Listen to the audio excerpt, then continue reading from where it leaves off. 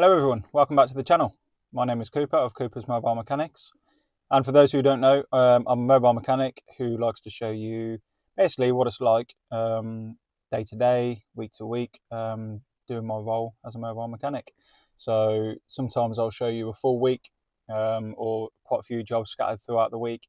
Sometimes I'll show you a full day, or sometimes I'll show you just one full job from start to finish. So if that sounds like the sort of thing that you're interested in watching, please hit the subscribe button for more content like it. Now this week, the temperature's dropped. It's gotten really cold. We're in September now, middle of September. Obviously I've got my hoodie on. Today's the first day where I'm wearing trousers as well. It's getting a bit grim out there. It's windy, rainy. It's not particularly enjoyable working outside. But there's just the sort of ups and downs of it in the summer. It's really, really nice, obviously. It's lovely working outside. Then you get to the autumn, winter, and it can be a little bit miserable. But we've got a full week anyway. So this morning I've done a service on a Skoda Superb. My next job I've got is a Citroen C4 for a intake dephaser, it's called. Basically the variable valve timing solenoid. So I had a look at that. And I went there a few weeks ago to change the radiator, but he had a fault with that dephaser. So I had a quick look at it, confirmed it is that fault. So I'm going to go and swap that over. Then after that today, I've got a Ford S-Max. That's for a major service, and he's complaining of a sort of knocking noise he can hear underneath the car while he's driving. So we're going to have a quick look into that. And then for the rest of the week, what I've got a few services again. Do get a lot of servicing throughout the week. I've got Volkswagen Polo for some MOT repairs, so I'm going to be doing 2 track rod ends and a front shock absorber. I've got Fiat 500, that's for a track rod end as well. I've got, tomorrow is a Fiat Punto. There's quite a few repairs on that. I've got timing belt and water pump to do, a pair of lower wishbones, a window regulator on the driver's side if the part comes. So I went last week to go and get my parts. I always, on a Friday, I'd always go and get my parts ready for the next week. Went there to go and get everything. And the window regulator, they said it might take a couple of days. They said they're hoping it's going to come today, but they're not sure. So I've just let the customer know that there is a chance I might not be able to do the window regulator tomorrow. I'll have to go back another time to do it. But yeah, we've got a few repairs to do on that one anyway. Anyway, need to crack on with the rest of the day's work. Hopefully today should be a nice, smooth sailing day. But like I said, it has been very cold and windy so far. Doing that service was a bit challenging, especially draining the oil when it's so windy and you find the oil is draining horizontally. That's always fun. So the fault that's in it now, it's actually a different fault than what was there when I was here previously. So at the minute we've got intake camshaft position sensor, elapsed time. When I was here before, the fault was a similar code, but it was intake dephaser locked. So it was mechanically locked. And then when I was here, when I went on to live data, with the engine running, these were not moving at all. So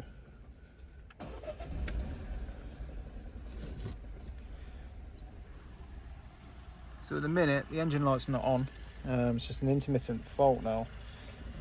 So when you rev it, you can see there that it is changing, the timing is adjusting depending on the engine speed, whereas before when I had the dephaser locked fault, that was just stuck. I think it was like 40 degrees, just stuck there, wasn't moving at all. Now this has got the wet belt engine, and I've seen on previous Peugeots that I've worked on, I've had this fault where the dephaser just gets blocked up with all little bits of the belt. So when I was here before, I took it out just to check that it wasn't blocked up. So I did a bit more digging and just saw it's the dephaser itself that needs replacing. Now to change it over, like I say, it's the intake one that we're doing, which is on the back here, but it's the same as the exhaust. So it's essentially just got one plug connector to it, an 8mm bolt holding it in. The only thing is, with it being the back here, you're working blind a little bit, so I'm going to take these 2 bolts off there and there, so I can get the air filter housing just moved over a little bit, which will give me a bit of room to get my hands in there and get it out. like I say, you're kind of working blind a little bit. You're doing it all by feel, but they're not a bad job to do at all. So the air filter housing moved back. Just move that wiring loom out the way a little bit. You can see just down there. You can see it a little bit better here. The only thing is you can't really see the bolt.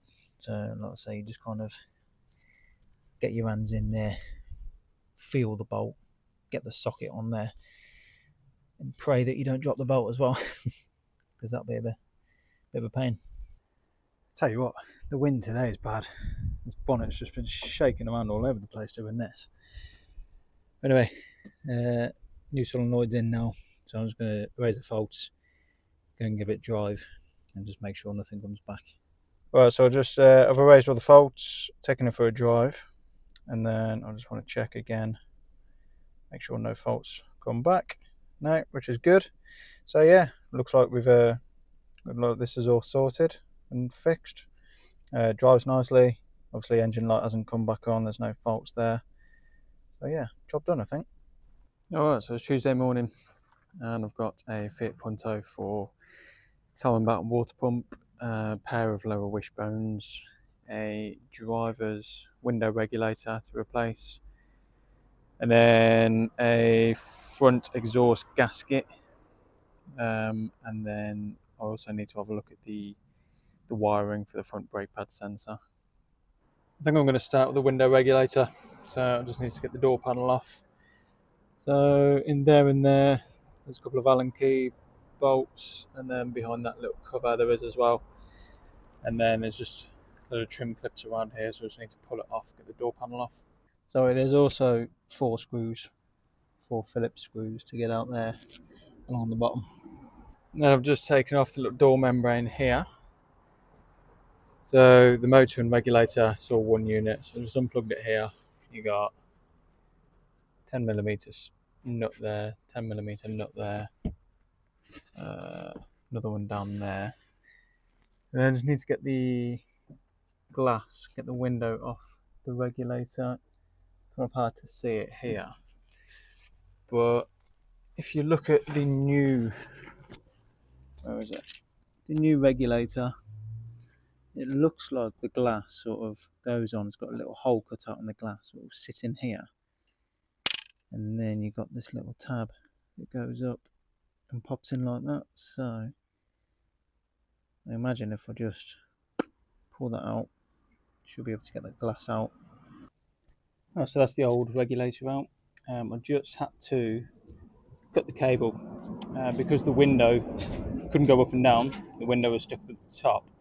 I needed to be able to drop the glass a little bit to get this out, so I just had to cut the cable on the regulator to allow it to drop down. So, and the new one goes in. It's quite simple, really. So it just goes in up through here, bolts in the 3 places that I was saying, and then the glass just pops in here with that little strap underneath. Well, so the new one's all bolted in, glass is on. Before building it all back together properly, I've just plugged in the window switch. So I just want to test it works before putting the window all together properly. Which it does. Goes up and down nicely, there's no resistance. So now I can get it all back together. The wiring for it. So on the original one, the wiring just went straight onto the motor here. But the new one I've got, it's got a bit of extra length of wire. So what I might do with this, just keep it tidy and out of the way, or just sort of cable tie it all together like that. Just stop it from flapping around and banging up against the window or anything. Now I'm going to go ahead and do the timing belt and water pump. So just need to get the air filter housing off and get the timing covers off, engine mount, get the rocker cover off. So we'll start with a 10mm bolt there, and then there's just a couple of pipes that go up, I think one there, and then a smaller pipe that's going to the bottom of it, and then I can pull it off. I've already detached this from the bracket, just taken off the timing cover. You see there all the cracks in the timing belt. and a bug. Yeah, it's all covered in cracks. So it's a good job of replacing it today, because about it's not long for this world, I don't think. Right, so everything's off the top here. Got the coil pack off. The bracket for the ECU that sits on here, I've got that off. Any wiring connectors taken off. So now I've just got a load of 8mm to take out all around the edge. I've got the rocker cover off now. So I'm just going to go down, get the alternator belt off. So to do that, I'm just going to slacken out. It's got 3 bolts. I'm just going to slacken that one, and there's one here, and then I can move the alternator that way. Get the belt off. I'm going to be replacing the belt anyway. Then get the crankshaft pulley off, get the engine mounts off, and then get the bottom cover off. And then we should have full access to the timing belt and water pump. And then I can get it all locked up and timed up. So now I've got the engine timed up. So I've got the locking tool into the camshaft back there. And I've got the locking tool down onto the crank up here. So that's all timed up and locked in place. So I can get the tensioner off, that 13mm nut. Get this tensioner back, and I can get the belt off, water pump off, and get them all swapped over. You can see a bit more clearly now with the belt off how badly cracked it was all over. So yeah, definitely good job of replacing it today. Right, new belt and water pump on. And then I've turned it over by hand a few times and then double check just to make sure the timing pins go in properly, which they do. So now really just need to clean up all this area here, get the rocker cover on with a new gasket. Just build it all back together really. Right, window regulator's done, timing belt's done, 2 lower arms done. So all that's left is to sort out. I've got a gasket to go here. So it looks like it's had a new exhaust at some point, but it's blowing from this joint here. And obviously you see there's a lot of exhaust paste in there, so I assume they probably just didn't put a new gasket in there. So I'm going to whip these 2 bolts out, get that one out there. Hopefully I can just drop it down. And then clean all this stuff off, stick a new gasket on. I'm going to try and get away with doing it without putting exhaust paste on. If you can just, ideally, just a new gasket should sort it. But yeah, we'll see. So I can see the problem. Like I thought, they haven't used a new gasket. Just put an old one back on there. And then they've used exhaust paste, but rather than putting it actually in between, they've just smudged it in after the fact. So obviously just got it on their finger and kind of went around the edge, hoping that'll sort it. But for the sake of a £3 gasket, I don't know why they didn't replace it. Right then, it's what day is it today? It's Thursday today, Thursday morning, and I've just got this Volkswagen Polo for some MOT repairs. So we failed the MOT a week and a half ago on the driver's side front shock absorber, and then both track rod ends, they're both split and the shock absorber's leaking oil. So I'm going to swap those over and then take it over to get the MOT retest done. So I'm just going to start off with the driver's side to the shock absorber. So I need to take off the nut here for the end of the drive shaft, get the brake caliper off. 3 nuts there that are holding the lower arm on. I'm going to drop those out. And then, obviously, when I've got the caliper off, I'll get out this clip here, just hang it out the way somewhere over here, somewhere, keep it safe. I want to get that 10mm bolt off, just get that out the way, get the wiring and everything out the way, ABS sensor, wiring, I'll get that off. Get the drop link off at the top here, and then we've got a pinched nut and a bolt back here, get that out, and then I need to get the hub off the strut, and then just get the 3 bolts on the top mount at the top. And then I'm doing the track rod end on this side as well. So usually when I just do a shock absorber, I'll leave it connected here. So when I take it all off the drive shaft, it's still attached in, just kind of hangs out the way, which is fine. Obviously I'm changing this today anyway, so I might as well get the track rod end off now, and then I can just get the hub off, just completely off then and out the way. So with the track rod end, obviously it's going to need tracking after it's doing anyway to make sure that the wheel alignment's bang on. Obviously I want to try and get it as close as possible to where it was before. So what I've done is just cracked off the nut here, just enough where it's just cracked off, and I'm going to leave that nut where it is, and then I will wind off the track rod end from the arm. And then ideally, when I put the new track rod end on, it should, once it's butted up against that nut, it should be in pretty much the same place as this one was. Might just need very minor adjustments, but at least it will be driving pretty straight anyway. So once everything's off, so it's all free and easy, it's off the drive shaft, off the lower arm here. I need to get the hub off the strut. Now, I've got the pinch nut and bolt out here, but what you're not going to be able to do without putting out a real fight is getting it off without sort of spreading it open. You can try and belt it with a hammer if you want, but you'll be there all day. So you want to get one of these tools here. So you put it in the back, there's a little gap in there you'll be able to feel, and then as you turn it with a ratchet 90 degrees, it will spread that open, and then this should just drop down nice and easy. So you can see there, see I've opened it up. See now there's a bit of a gap that's formed around here, so if I grab that and pull it down, that should come out nice and easy. I'm not going to do it now because I kind of want two hands just to support it so it doesn't drop suddenly. But yeah, that's how you get these hooks off. So now I've got the bare shock with the spring, so all I want to do now is get out, there's 3 13mm bolts, one there, and then another one back here. You can take off the scuttle completely if you want to, or if you lift it up, you should have enough room. So with my battery ratchet and a shallow 13mm, I can get onto all 3 of those and whiz them out. Obviously what you don't want to do is put it up and break it, because they are plastic, they do break easily. So if you're going to do it that way, just be very careful you don't break anything. So I've got the new shock absorber all bolted in. I imagine there's probably going to be some people watching this thinking, oh, why haven't you changed the spring in the top mount while you were there? And the simple answer to that is budget. So yes, ideally, if you're going to be doing the shock, if you've got the money up front, it would be a good idea to maybe do the spring in the top mount while you're there, just to save.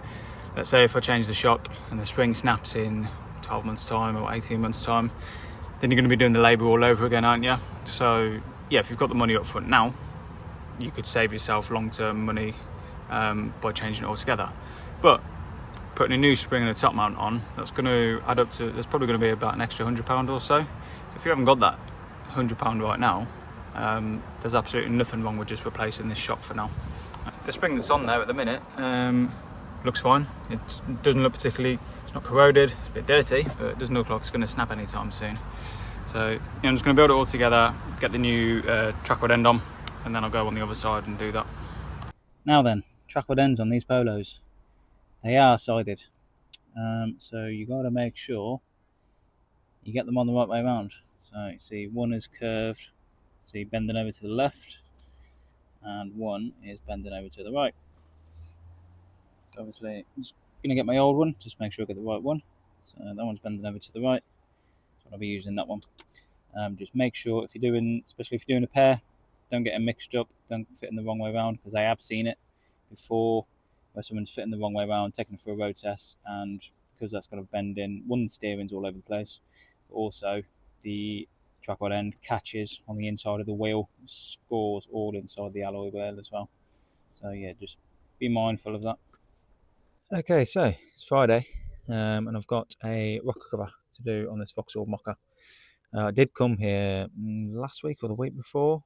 Originally was just going to do the gasket, start taking all the bolts off, but then this one here is all rusted and it's completely just rounded off, and you can't get any socket or anything on there, so it should, yeah, so the bolt should look like that. It's an E10, I think it is, but all the rust and everything that's on it, you can't get anything on there. So trying to get some grips on the bolt, couldn't get it off at all. So in the end I said I'm going to come with a new cover, because I'm going to have to get a little bit aggressive, I think, to get this off. Either cut the head off the bolt, or try and chisel it off or chisel around it and sort of risk damaging the cover. So I said, let's just replace the cover, so at least I can come back today fresh with the cover. Doesn't matter if that gets damaged trying to take this bolt out. We just do what we need to do to get it out, really. And to be fair, the cover was not that much more expensive than the gasket. I think the gasket was probably about 30 quid, and the cover, I think it was about 90 or something for the cover. It's not really that much more expensive, so yeah, might as well just replace the whole cover in future, to be fair. Alright, now that I will consider a success.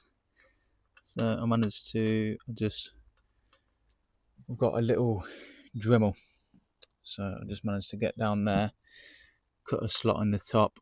Obviously it's gone into the cover, which, you know, I knew it would. That's why I brought a new cover with me. Just managed to cut a slot in there, get a flat blade screwdriver in there and crack it off. So now the rest of the bolts, which I know because I was here the other week, they are all fine. So I just need to get the wiring loom off there, get this out of the way. This kind of slots in. Just want to pull that out of the way. I've got a little breather pipe on the back. Get this off, take the cover off, get the coil pack out of the way, and then it should just simply come off. And to remove the coil pack, it's just two T30s. The whole lot comes up together. And then I've just got these bolts to get out now. So I've got the old cover off. This is the gasket that's with it. It's all just broken up into little pieces. You can see it's all just, that's solid. It's supposed to be nice flexible rubber. And it's just gone rock hard, like plastic. So it's all broken up and cracked, and yeah, not in a good way. Got a new BGA cover to put on. Before putting it on, obviously I just want to clean this all up, get all the oil off. Still a bit of broken gasket on there, look. Give it all a good clean up, make sure the surface is nice and clean, nice and smooth, and then can put the cover on and get it all torqued up. And then to tighten this up, what I'm going to do is I'm just winding these up by hand, one by one, just until it stops. And I'll start from the middle, work my way out towards the edge, then I'll come back in and I'll do it again, and then I'll get them all torqued up. These are all 8 Newton meters. Like I say, you want to do it in stages so that the cover is sort of, as you're doing it and going outwards, it kind of spreads the load and it gets the cover on nice and straight. And that is job done. Nice and straightforward, really. So all I'm going to do now is I'll just run up the engine for a little while, just make sure it doesn't leak oil. But yeah, that should be everything all sorted. This has been a pretty successful morning overall, to be fair. I had long extendable magnet. It was really useful. And I went to go and use it last week, and I was like, and I couldn't find it. It wasn't in my toolbox. I was like, oh, God, where's that gone? I've obviously just left it in a customer's car or in the engine bay or on their driveway or something. And I just happened to mention it to my customer just now, and he went, "Oh, on fire. I'll be back in a sec." Comes back. He found it. It was on the driveway. So, great success. I'm happy about that. All right, last job of the day. So I've just done, before doing this one, I've done a service on a Jaguar XF. And now we've got a Kia Ceed for a service. So doing the oil and filter, the fuel filter. Oil filter is nice and easy to get to. That's oil filter's there. That shouldn't be hanging around there, should it? You see it? Should be plugged into there. I suspect. Do you know what? I reckon last time it was serviced, someone probably disconnected that just to give it a bit of room for the oil filter, and probably forgot to put it back in. Yeah. Anyway, yeah, oil filter's there. Fuel filter is down here. It's a metal screw-on filter, but what you need to do is get the whole thing out together and then unscrew the filter from this once it's out. So I'll probably take the air filter housing out the way, or at least that pipe. And then electrical connector there and there, and a couple of fuel pipes, one there. Get that off, and then usually there's a little bolt. It's like a clamp that holds the filter in. Or actually, nothing's bolted. One there and one just over there. A couple of little 10mm it looks like. Yeah, we'll figure it out. Right, so to get it out, you actually have to take out with the bracket. So you've got 4 12mm nuts to get out. 2 up there, and then one there. The whole thing comes out with the bracket because you can't get to those top 2 bolts. You can't get to them because the studs are in the way here. So now that the bracket's off, now we can get these 2 bolts off and can get the bracket off. Right, so now just with the bracket in the vise, and I'm hoping whoever did this before didn't tighten this too tight. So if we've got a cup that will fit on there, looks a bit like an oil filter cup, or just a pair of grips to be fair. I have, before doing that, I have actually got this sensor here. Taken this out and drained all the fuel that was in here. I've just drained it into a little cup. That is a cup of fuel. It's not a pint of cider. And then obviously I'll need to take this off again. So I'll just put it back in just so it doesn't make any mess. Then when I change the filter over, I'll obviously have to swap this sensor, put it back onto the new one. Alright, cool. So anyone that's wondering, the oil filter cup for a Volkswagen, so your Volkswagen TSI engines, it fits perfectly onto the fuel filter there. So this is the new filter here, so I'm just going to stick it on there, swap the sensor over, put it on, and then I can screw it all back to the bracket, put it all back together. Well, that's the new filter in. One thing I forgot to say, is before putting the filter onto here, I did pre-fill the filter with some new fuel, just to help me, because obviously when you change the fuel filter, quite often with diesels, sometimes it can be a real pain to try and prime the fuel through. So I've pre-filled it, so I shouldn't have too much air in the system, so it should be a little bit easier to get it started. Look at that, Kia looking after us again. Look, under tray on the bottom, nice little cutout so you can get to the sun plug. Why can't all manufacturers do that? Right, that's me done for the day and done for the week. So I hope you've enjoyed watching the video. If you have, please like, comment, subscribe if you haven't already. And yeah, thank you very much for watching, and I'll see you on the next one.